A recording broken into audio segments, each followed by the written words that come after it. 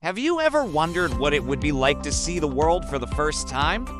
To open your eyes and witness a sunrise, a loved one's face, or the vibrant colors of nature after a lifetime of darkness? Today, we're diving into a powerful story about a man who experienced just that. It's a story of hope, transformation, and seeing things in a whole new light. In the Gospel of John, we meet a man who had been blind since the day he was born. As Jesus and his disciples walked by, they saw him.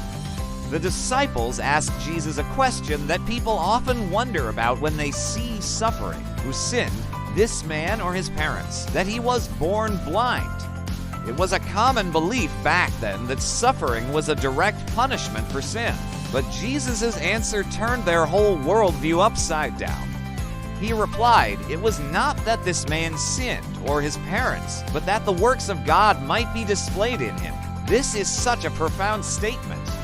Jesus tells us that sometimes our greatest challenges aren't punishments, but opportunities for God's power and glory to shine through in incredible ways. So what did Jesus do next? Something quite unusual. He spat on the ground, made some mud with the saliva, and spread it on the man's eyes.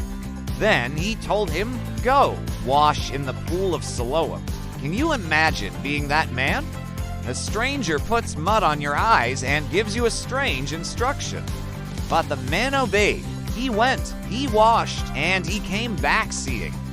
For the first time in his life, he saw the world, once a void of blackness, was now bursting with color, light, and shape.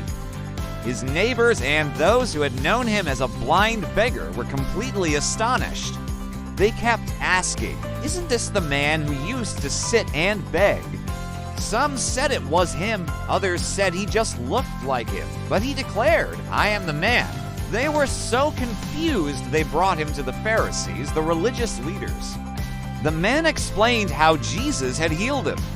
Instead of celebrating this miracle, the Pharisees were skeptical. They interrogated him. They questioned his parents, and they couldn't accept that this amazing healing had happened, especially because Jesus had performed it on the Sabbath. But the formerly blind man stood his ground. He knew what had happened to him. He said, "One thing I do know, that though I was blind, now I see." His simple, powerful testimony was undeniable. He had experienced a life-changing miracle. This story isn't just about physical sight, it's about spiritual insight. It teaches us that even in our darkest moments, God can work in ways we can't imagine, bringing light, healing, and a new perspective. This incredible event reminds us that our struggles can become a stage for God's grace. When we face difficulties, it's not always about finding someone to blame. Instead, it can be a moment to look for how God's works can be revealed. Thank you for joining me for this story of hope and transformation.